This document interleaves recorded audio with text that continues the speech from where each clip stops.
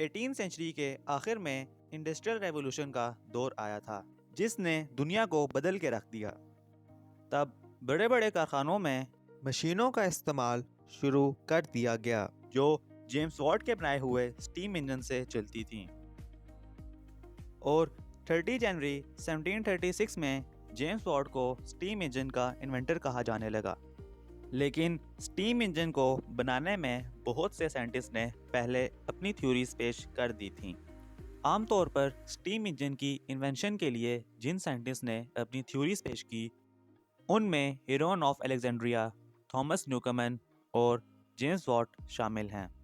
दोस्तों, अगर steam engine की इन्वेंशन की बात की जाए तो उसे पहली सदी में ही बना लिया गया था, जो यूनान के इंजीनियर और मैथमेटिशियन हेरोइन ऑफ अलेक्जेंड्रा ने बनाया था, जिसका नाम उन्होंने AEO लिपल रखा था, जिसको बाद में लोगों ने हेरोन इंजन का नाम दिया। ये एक सिंपल स्टीम टरबाइन थी जो पानी के गर्म होने पर चलती थी। इसमें एक बॉल शेप के कंटेनर में पानी भर दिया जाता था और नीचे से हीट दी जाती थी। जब पानी बॉयल हो जाता था तो लगे हुए नोजल से स्टीम निकलती थी, जिसकी वजह से यह घूमना शुरू हो जाता था।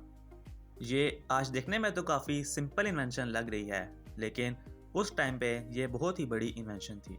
आप इस वीडियो में देख सकते हैं कि कैसे पानी गर्म होने पर यह बॉल नुमा चीज़ घूमने शुरू हो जाती है, जिसकी वजह से टॉर्क प्रोड्यूस होता है। अलेक्जेंड्रिया ने यह इन्वेंशन यूनान के एक मंदिर में की और वो इस इंजन का इस्तेमाल यूनान के मंदिर का दरवाज़ा खोलने और बंद करने में इस्तेमाल करते थे। वो अलग बात है कि उनके इस इंजन को चलाने के लिए बहुत ज़्यादा हीट की ज़रूरत पड़ती थी। इसके अलावा अलेक्जेंड्रिया ने बहुत पहले पिस्टन और पंप के बारे में भी काफ़ी थ्योरीज पेश कर दी थी। 15वीं सेंचुरी में इजिप्ट के एक महान फिलोसोफर, एस्ट्रोनॉमर और इंजीनियर ताकी अल-दीन, जिन्होंने 1531 में स्टीम इंजन का एक डिज़ाइन बनाया, जिसमें एक बड़ी चक्की को स्टीम के ज़रिए चलाया जाता था। आप वीडियो में देख सकते हैं कि पिस्टन को रॉड के ज़रिए व्हील से जोड़ा गया है और स्टीम के प्रेशर की वजह से पिस्टन मूव करता है और चक्की घुमा देता है। दोस्तों, 1664 में ब्रिटिश इंजीनियर थॉमस न्यूकमन को दुनिया के पहले practical fuel burning steam engine बनाने का नाम दिया जाता है। इन्होंने 1712 में पहले एटमॉस्फेरिक इंजन का इन्वेंशन किया, जिसे आम जुबान में न्यूकमन इंजन कहा जाता है। दोस्तों, 18वीं सेंचुरी के स्टार्ट में पूरे यूरोप में माइंस यानी कि सुरंगों में पानी भर जाने की वजह से काफ़ी नुकसान हो रहा था। इसी प्रॉब्लम को सॉल्व करने के लिए न्यूकमन ने इस इंजन का इन्वेंशन किया। इस इन्वेंशन के बाद पूरे यूरोप में सुरंगों में से पानी निकालने के लिए इनके इस इंजन का इस्तेमाल किया जाने लगा।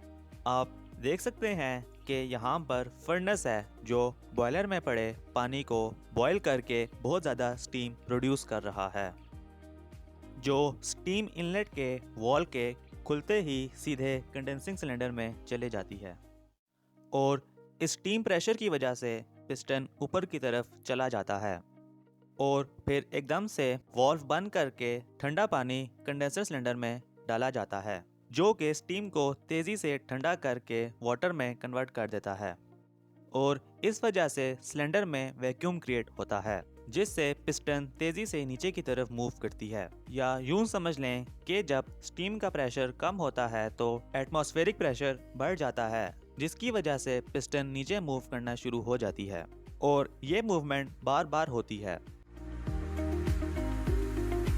दोस्तों, आपको एक और बात भी बताता चलूं कि जब 1 लीटर पानी का भाप बनता है तो वो 1700 लीटर पानी के बराबर हो जाता है। दोस्तों, न्यूकमन के इंजन की स्पीड काफ़ी स्लो थी और ये काफ़ी ज़्यादा फ्यूल यूज़ करता था, लेकिन जो भी हो, ये दुनिया का पहला स्टीम इंजन था। दोस्तों, जेम्स वॉट 19 जनवरी 1736 को स्कॉटलैंड में पैदा हुए। सर्दी की एक रात उन्होंने देखा कि जिस बर्तन में उन्होंने चाय उबालने के लिए रखी हुई है, उसका ढक्कन बार बार हिल रहा है भाप की वजह से। फिर उन्होंने उस ढक्कन के ऊपर एक चीज़ रख दी, लेकिन भाप के प्रेशर की वजह से वो ढक्कन फिर भी हिल रहा था। उन्होंने इस बात को नोट किया कि स्टीम में काफ़ी पावर होती है।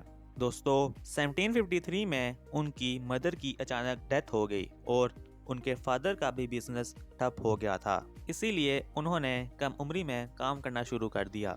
फिर 1757 में उन्होंने एक अपनी छोटी वर्कशॉप खोल ली जहां वो छोटी छोटी मशीन्स को रिपेयर करते थे।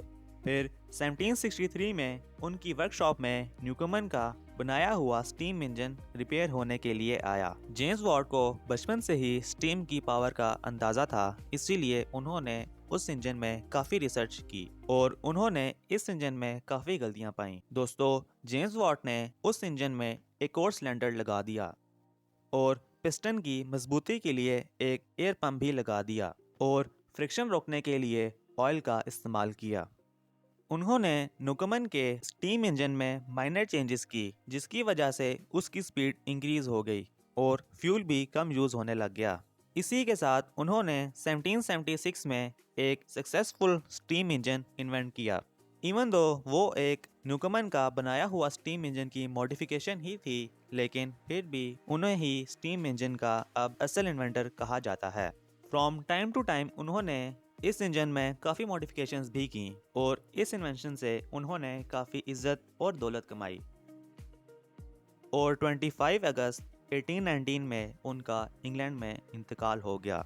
दोस्तों अभी तक हमने जितने भी इंजन के बारे में जिक्र किया है वो तकरीबन बंद ही हो गए हैं और अब रुडोल्फ डीजल का बनाया हुआ डीजल इंजन ही इस्तेमाल हो रहा है।